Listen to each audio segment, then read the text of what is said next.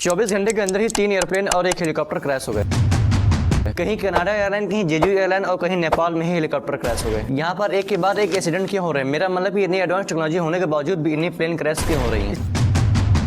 इससे पहले जो भी प्लेन क्रैश हुई उनमें कहीं सॉफ्टवेयर में प्रॉब्लम आ जाती थी, कहीं उनके इंजन फेल हो जाते थे, कहीं उनके छत ही उड़ जाती थी। इतना तो होता ही रहता है। इस दुनिया में कोई भी चीज 100% श्योर नहीं कि वो हमेशा सही ही होगी। हाल ही में इन सभी क्रैशेस की कॉमन रीजन है वो है बर्ड स्ट्राइक। तो आइए अब एक एक करके समझते हैं कि आखिर ये प्लेन क्रैश कैसे हुए। आखिर एक इतनी छोटी सी पक्षी इतने बड़े प्लेन को कैसे क्रैश कर सकती है? 들어온 제보에 따르면 비행기는 착륙 중에 랜딩. Officials in South Korea have acknowledged the design of the runway. South Korea stepped up its investigation into its deadliest ever air disaster.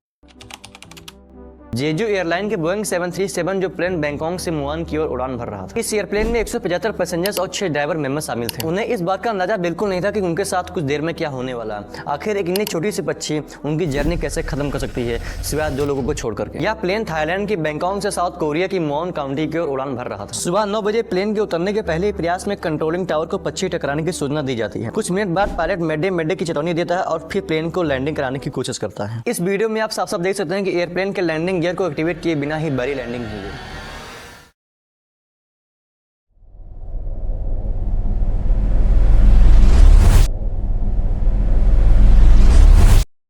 यहाँ पर मेडे वर्ड का यूज जो पायलट कर रहा है, इसका मतलब होता है कि जब कोई पायलट या फिर सेलर इमरजेंसी सिचुएशन में होता है तो वो रेडियो पर मेडे कह करके एयर ट्रैफिक कंट्रोल को सूचित करता है कि हम सीरियस ट्रबल यानी गंभीर संकट में हैं। यहाँ पर आप जरूर सोच रहे होंगे कि पायलट ने प्लेन के पहियों को ओपन क्यों नहीं किया। अगर उसने इस पहिए को ओपन कर लिया होता तो आज इतनी बड़ी तबाही ना होती। बट ऐसा बिल्कुल नहीं। जब पक्षी प्लेन से टकराया तो प्लेन के लैंडिंग गियर में प्रॉब्लम आ गई, जिसकी वजह से प्लेन के पहिए खुले ही नहीं। तब तक प्लेन सरफेस पर लैंड कर चुका था। पहिए न होने की वजह से जमीन पर रगड़ते हुए जाकर एक दीवार से टकरा गया और आग लग गई। इसे बताना थोड़ा मुश्किल हो सकता है कि पक्षी प्लेन के किस फॉर्म में टकराया और पक्षी किसी टकराने की वजह से बार बार पायलट मिड की चेतावनी दे रहा था। लेकिन यहाँ पर इमेजिन करने वाली बात यह होती है कि एक छोटी सी क्यूट दिखने वाली मासूम पक्षी आखिर इतनी बड़ी तबाही कैसे कर सकती है। लेकिन ऐसा पॉसिबल है। जैसे एक हाथी के लिए एक चींटी काफी है, उसी तरह एक प्लेन के लिए एक बर्ड्स। ICAO की रिपोर्ट के अनुसार अगर पक्षी हवा में फंस जाते हैं यानी आसमान में फंस जाते हैं तो एयरप्लेन के लिए खतरा पैदा हो सकता है। मतलब पैदा हो सकता नहीं, हो जाता है। इतिहास में पक्षियों को टकराने की वजह से इस दुनिया में बहुत से हादसे हुए हैं, जिसका जिक्र हम इस वीडियो में नहीं करेंगे।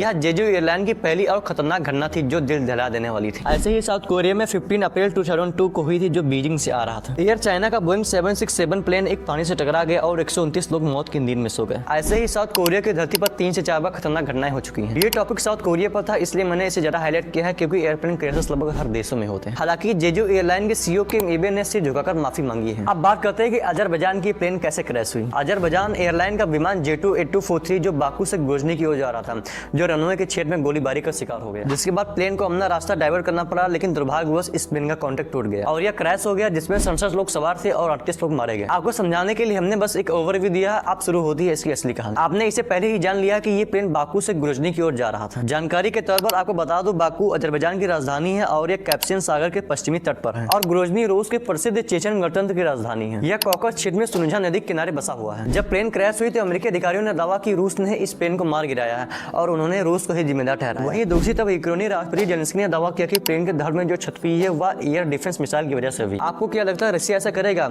इसका भी एक्यूरेट रिजल्ट बताना मुश्किल है क्योंकि अभी इस पर रिसर्च चल रही है। रूस का कहना है कि ग्रोजनी के आसपास वो यूक्रेनी ड्रोन को टारगेट कर रहे थे। जब प्लेन ग्रोजनी से होकर निकला तो रूस ने यूक्रेन के एयरक्राफ्ट को समझकर मार दिया। इसका मतलब है कि रशिया ने इस प्लेन को गलती से मार दिया। हालांकि पुतिन भी इस घटना से शॉक्ड हुए हैं। पुतिन ने अजरबैजान के राष्ट्रपति इल्हाम से फोन पर माफी मांगी। तीसरी घटना सामने आती है कि ओस्लो से एम्स्टर्डम जाने वाली KLM रॉयल डच एयरप्लेन में हाइड्रोलिक प्रॉब्लम की वजह से इमरजेंसी लैंडिंग करानी पड़ी। इस प्लेन में 176 पैसेंजर्स और 6 ड्राइवर मेंबर शामिल थे जो सही सलामत बच गए और ये भी प्लेन बोइंग 767 का ही है और ये वही प्लेन है जो साउथ कोरिया में क्रैश हुई थी, बोइंग 767। जो प्लेन टेक्निकल इश्यू की वजह से क्रैश होती है वो प्लेन बोइंग के ही क्यों होती है। लेकिन ऐसा कहना भी ठीक नहीं है कि बोइंग के प्लेन ही क्रैश क्यों होती है। जो प्लेन साउथ कोरिया में क्रैश हुआ उसमें बोइंग की गलती नहीं है, बल्कि वो प्लेन बर्ड स्ट्राइक का शिकार हो गया। बोइंग के पीछे की रियलिटी क्या है इसके लिए एक सेपरेट वीडियो बनाई जा सकती है। यह 2025 की हमारी फर्स्ट वीडियो। अगर वीडियो अच्छी लगी तो चैनल को सब्सक्राइब जरूर कीजिएगा। मिलते हैं नेक्स्ट वीडियो में। Thank you very much for the watching videos.